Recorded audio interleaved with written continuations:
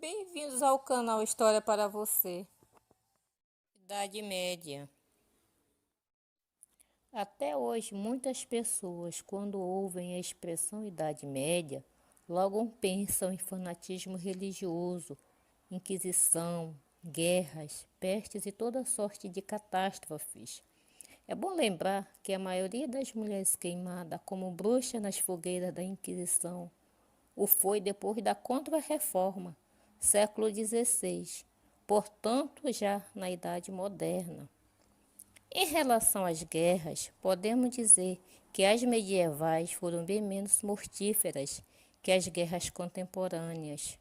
O mesmo podemos dizer das pestes e fomes, que não foram apanágio da Idade Média, como você bem pode observar nas imagens da TV em nosso cotidiano.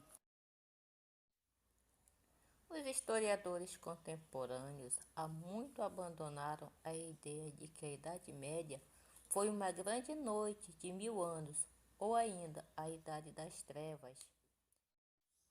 Segundo o medievalista francês Jacques Le Goff, na Idade Média encontramos os alicerces da civilização ocidental, com contribuições às mais diversas, tais como a cidade, a nação, a universidade, o livro, o vestuário, o garfo, o relógio, o moinho, enfim, um grande impulso criador cortado por crises, graduado por deslocações no espaço e no tempo, segundo as regiões, as categorias sociais, os setores de atividade, diversificada no seu processo. Durante a Idade Média, tivemos três civilizações: a cristã ocidental, a bizantina e a muçulmana, sem relacionar, é claro, as civilizações do Extremo Oriente e da América pré-colombiana. Durante a Alta Idade Média, a civilização bizantina, de religião cristã e língua grega, estava economicamente e culturalmente muito mais adiantada do que o Ocidente Latino. O mesmo dá para dizer da civilização muçulmana, cuja ciência, filosofia e matemática eram bastante desenvolvidas. Já na Baixa Idade Média, século X ao XV, o Ocidente cristão teve um grande surto de desenvolvimento, notadamente durante o século XI ao XIII, período em que o mundo feudal chegou ao apogeu. Desprezada pelos iluministas da Renascença, ridicularizada pelos iluministas do século XVIII, a Idade Média foi mitificada pelos escritores românticos do século XIX. Atualmente, entende-se a Idade Média não de forma estática e homogênea, mas procurando perceber a mobilidade e as variações no tempo e no espaço, bem como as relações entre Oriente e Ocidente. A Igreja. Com o esfacelamento do Império Romano, a Igreja Católica tornou-se a única instituição a manter-se coesa, daí o aumento de sua influência sobre o cotidiano das pessoas, bem como sobre a vida política, social e econômica dos reinos que se formaram na parte ocidental do antigo Império Romano. Na Igreja primitiva, os apóstolos escolhiam seus colaboradores, episcopos, presbíteros e diáconos. Em Atenas, a palavra episcopo significa inspetor, presbítero era sinônimo de velho e diácono era o mesmo que ministro. Esses vocábulos, ao serem utilizados pelos cristãos, ganharam sentido sagrado de acordo com as funções que passaram a designar.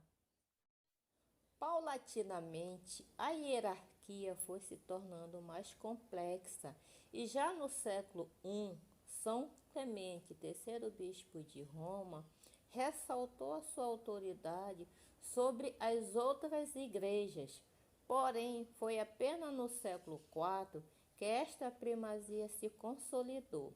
Apesar disso, as igrejas de Constantinopla, Antioquia, Jerusalém e Alexandria gozavam de grande independência. O bispo é o chefe da comunidade cristã de uma cidade. É bom destacar que nos primeiros séculos o cristianismo era uma religião de vilas e cidades. As massas estavam cristianizadas superficialmente. O mundo do teatro, do circo e dos costumes decadentes ainda imperavam. No campo, o grau de idolatria e costumes pagãos eram enormes. Somente próximo do século VIII é possível falar de uma Europa, só a parte ocidental, razoavelmente cristianizada. A diversidade de povos, de línguas, de cultura fez com que os dogmas cristãos fossem interpretados de forma diferente. Qual seria a interpretação verdadeira? Instituição, estrutura decorrente de necessidades sociais básicas, com caráter de relativa permanência e identificável pelo valor de seus códigos de conduta, alguns deles expressos em leis, instituto.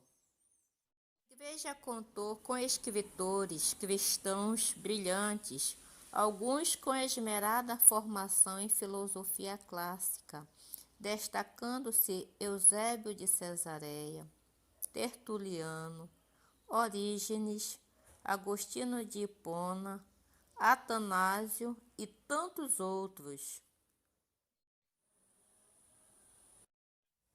Jerônimo, que nasceu provavelmente em 331 e faleceu em 419, foi tradutor da Bíblia, chamada a Vulgata.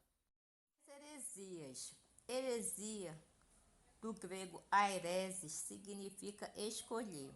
Com o advento do cristianismo, a palavra recebeu uma conotação pejorativa de doutrina contrária à fé cristã. Nos primórdios do cristianismo, o maior castigo imposto aos hereges era sua exclusão da vida entre os cristãos. São Paulo aconselhava que não comessem com eles e São João que não os saudassem. Na medida, porém, que a religião católica tornou-se oficial do Império Romano, as coisas mudaram e as punições tornaram-se severas. Proliferaram muitas heresias, eis as principais.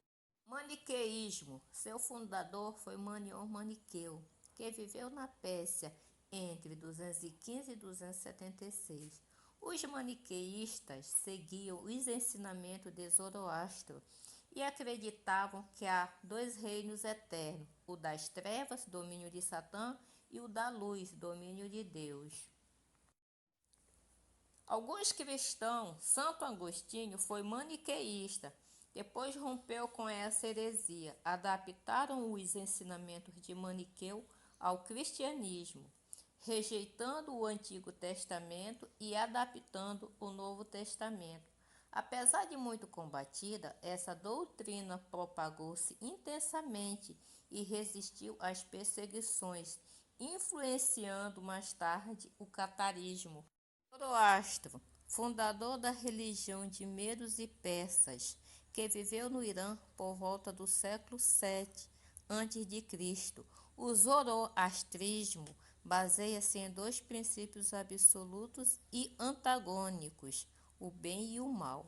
Após um período de 12.000 anos, o bem triunfaria sobre o mal. O fim do mundo seria marcado pela vinda de um Messias. Os mortos ressuscitariam e seriam julgados, sendo os bons recompensados e os maus castigados. Arianismo. Ário era o sacerdote de Alexandria e começou a pregar sua doutrina por volta de 318. Ele afirmava a existência de um único Deus, sendo o Pai supremo e absoluto. Não pode comunicar, segundo a concepção de Ário, seu ser, nem mesmo uma parcela dele, nem por criação, nem por geração. Portanto, é impossível a Deus gerar um filho.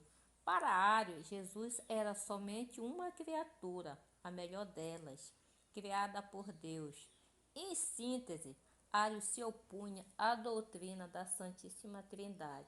Essa interpretação foi condenada, porém continuou tendo muitos adeptos. A execução em 378 de Prisciliano, bispo de Ávila na Espanha, por heresia, abriu um grave precedente. Foi a primeira vez na história do cristianismo que uma pessoa foi morta por ter praticado uma heresia. Como veremos adiante, no decorrer da Idade Média, outras heresias surgiram e, de maneira cada vez mais violenta, foram combatidas. Inscreva-se no canal, compartilhe, comente e deixe seu like.